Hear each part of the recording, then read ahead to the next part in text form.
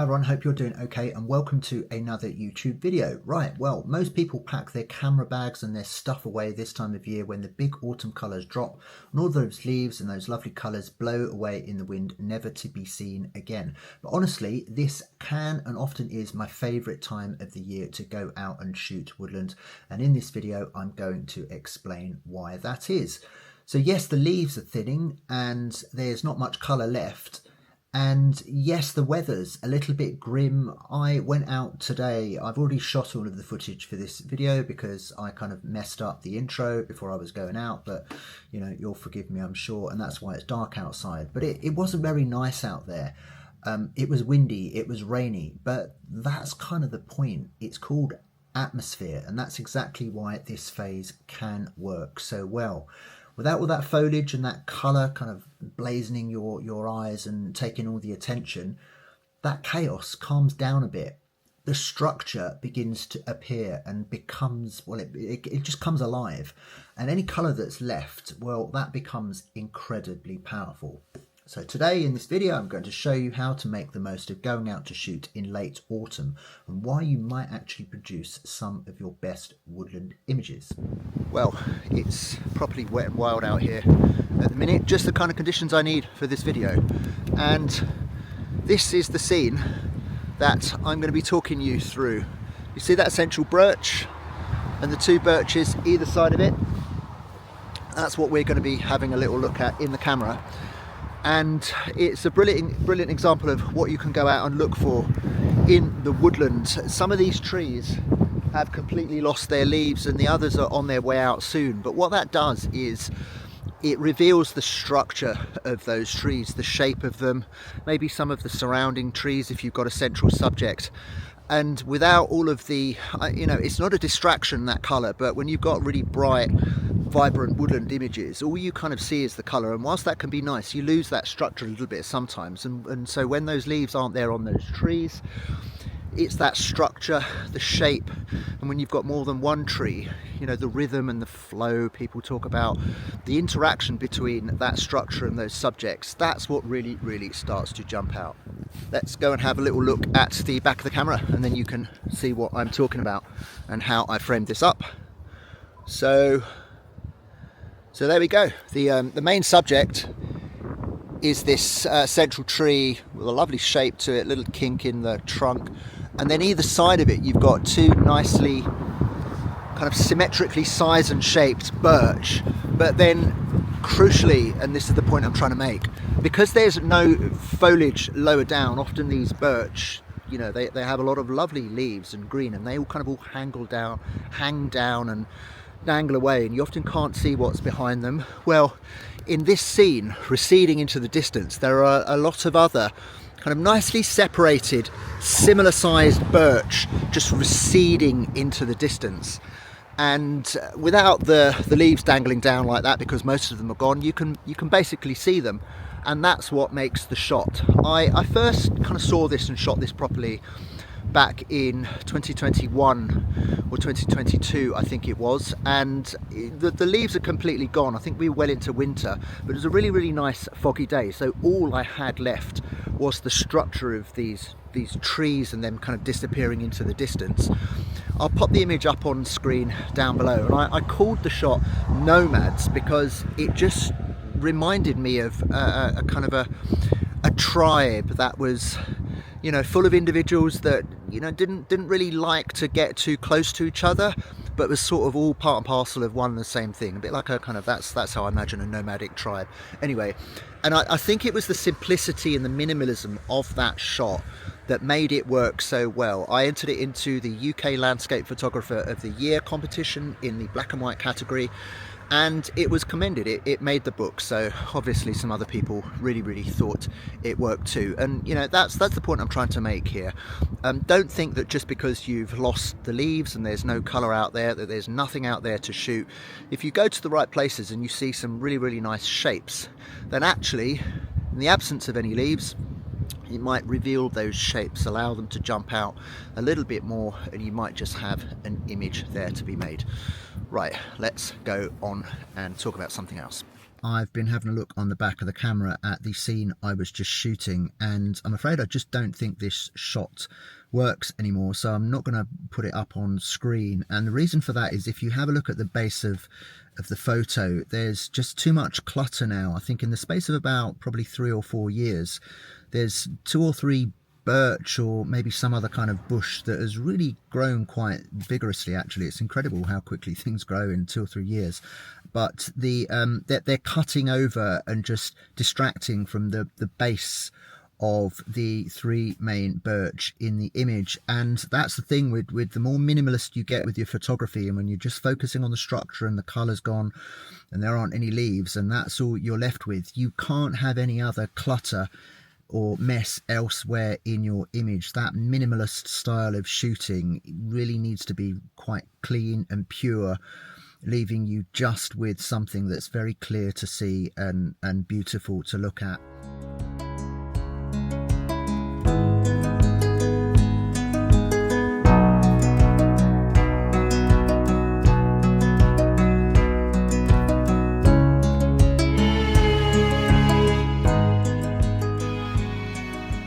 So to conclude, the point I'm trying to make here is that shooting later on in the season, at the end of the autumn, it's going to help you reveal more clarity in your composition.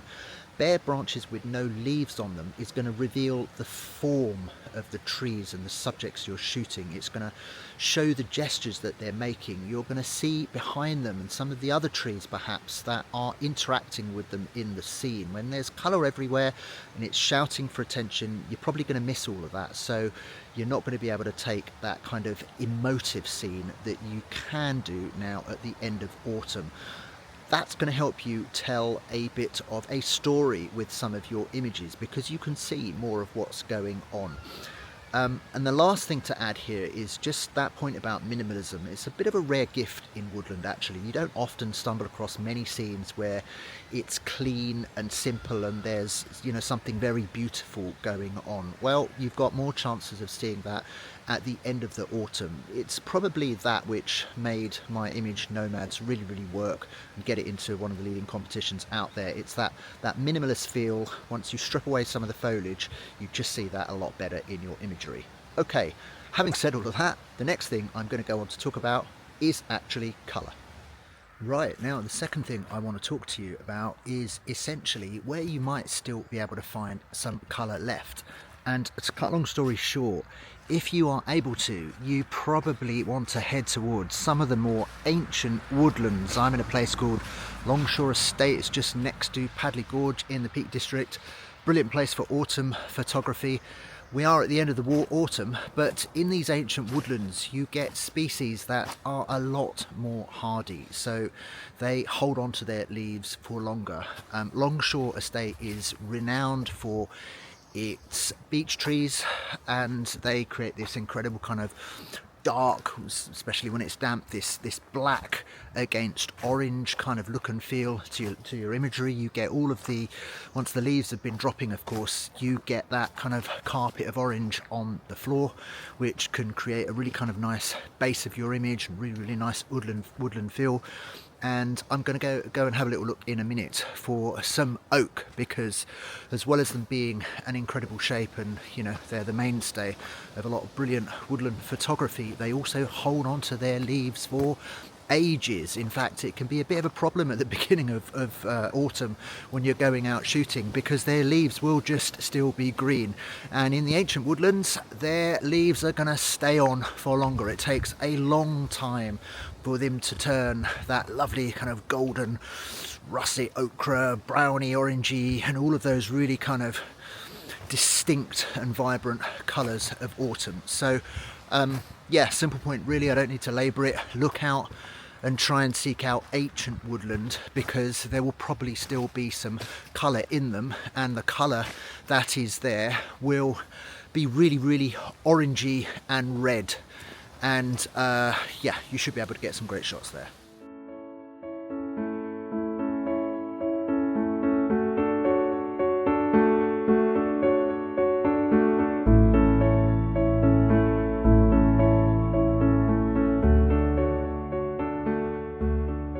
So when we're talking about really old ancient oak, this is what I'm talking about. Drop down into Padley Gorge, and all of the oaks have still just about got their leaves on them, but they are, I mean, look at that colour, this browny, orangey yellow. It's just the sort of thing that you want at this time of year. They've still got their leaves left, and have a look at that. Look at all those ferns growing on that trunk there. It shows you that this is a really, really old oak, and it's still got all of its leaves because it's an ancient woodland. So there's definitely a little shot here. I'll just bring you up here and then spin you around, something like that. Will I include that tree on the right? I'll probably cut that out and shoot the scene something like that. And if you notice, it's really, really overcast, so which is excellent for this kind of photography. You know, normally that bright light at the top of your image can be a problem. There are some things we can do about it in post-production to just sort it out, but when it's flat and overcast like this and a little bit rainy, it takes away that problem and just lets you shoot. There's probably a shot here, but I'm not going to get the camera out because I've already shot it before in a previous autumn, and I'll pop that image up on the screen for you to have a little look at here.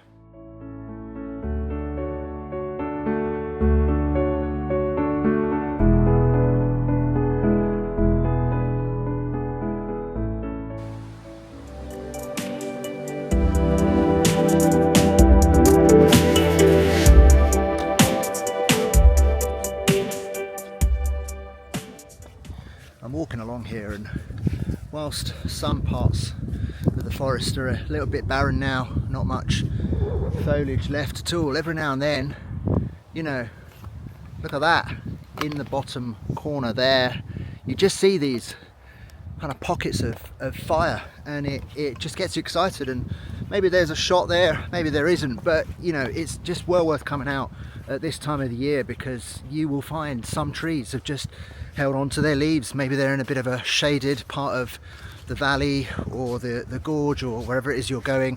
Maybe they're just really hardy, and if you're in an ancient woodland, you're going to get a lot more trees like that. But they're still there, so get out and give it a go. Don't think you missed autumn, is the point I'm trying to make. It's not over until it's over. In fact, there's a very famous tree that everyone shoots now called Groot in Cannock Chase in Staffordshire, Brockton Coppice, and it's a gorgeous composition. You know, let's put aside the fact that it's in no way, shape or form unique anymore. It just really does look like Groot out of Guardians of the Galaxy. But the point I'm trying to make here is I tried for a number of years to shoot it in all kinds of conditions. Eventually I did get the fog at the start of the autumn. I'll pop that image up on screen now because it's one of my favourite, really. It's just a really, really nice shot. But in another year, I think I went back at the end of autumn. It was a really foggy day that was forecast, and most of the forest was bare. All of the oaks, most of the oaks had lost their leaves too, actually. But when it was foggy, but when I got to Groot, you know, lo and behold, it was about the only tree that still had leaves left on it. It's an oak, or the surrounding trees are oak, and I'll leave you with that shot now because it's pretty cool. And if I'd have thought autumn was over and written off, then I probably wouldn't have gone, and I would have missed it.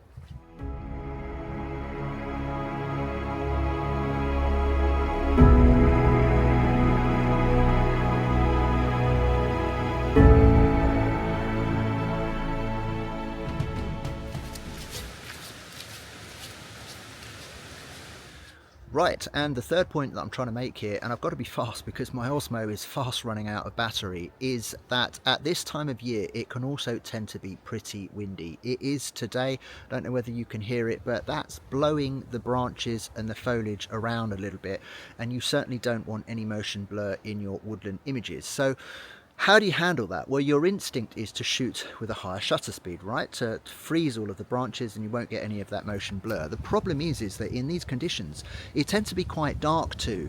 So you're gonna need to let enough light into the scene so that it's not just completely dark. You're also going to be constrained in woodland around your aperture and using that aperture to let more light into the shot. You won't be able to do that because you'll be using your aperture to set the level of focus and sharpness and softness in your scene. Generally, I'm always shooting between f8 and f11 in my Woodland, so I can't use the aperture to drop it down and let more light into the scene too in order to shoot with a faster shutter speed.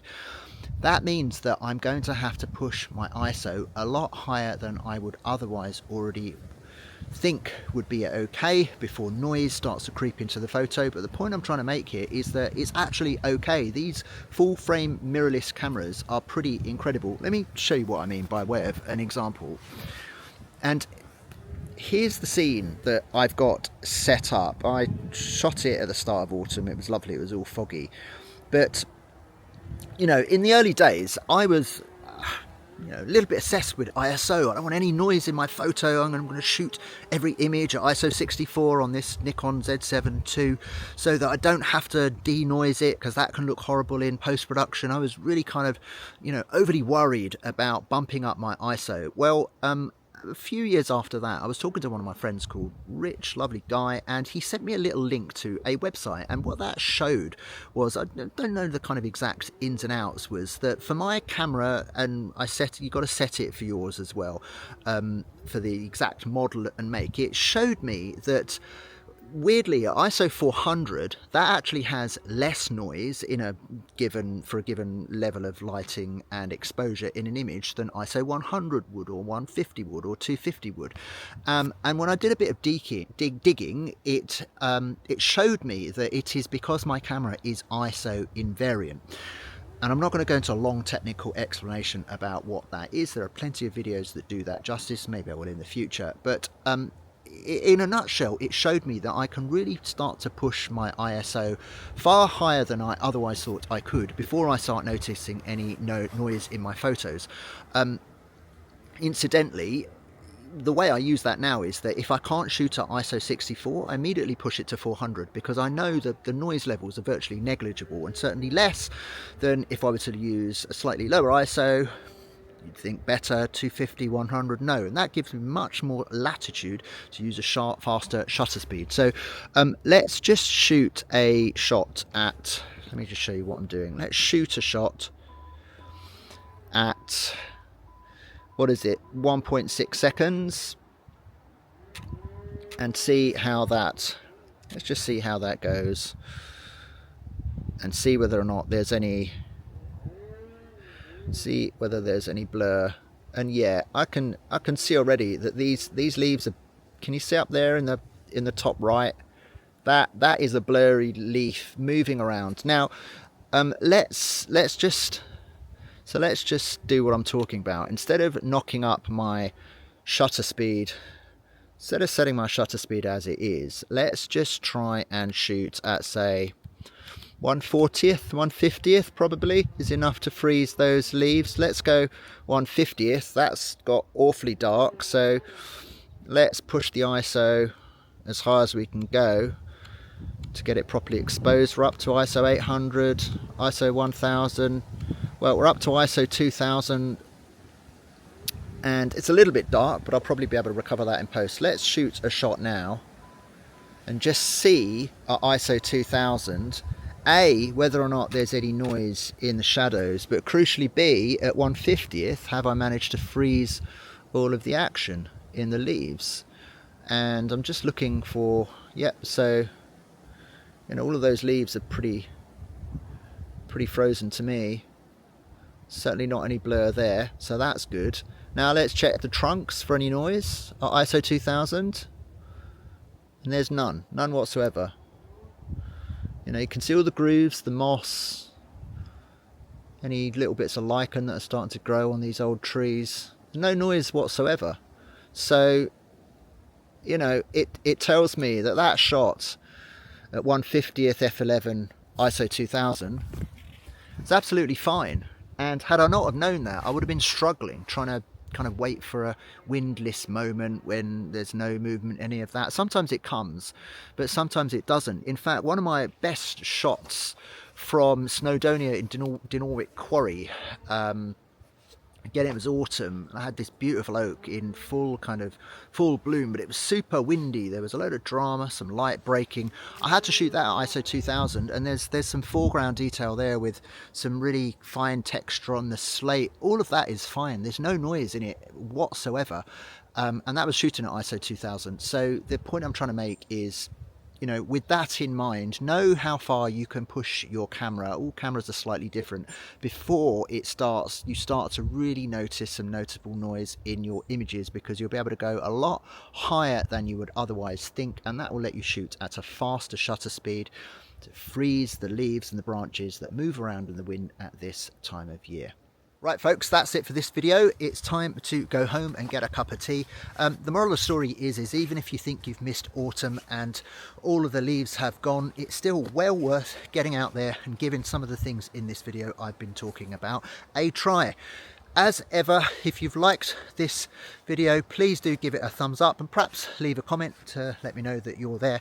And more importantly, do subscribe to my channel. I'm just getting this up and running and off the ground, but it does tell the YouTube algorithm that people are enjoying the videos that I'm putting out, so that it will show them to more, which is pretty much my objective at the minute. So until the next time I'm out here doing another one of these, I'll say cheerio, bye.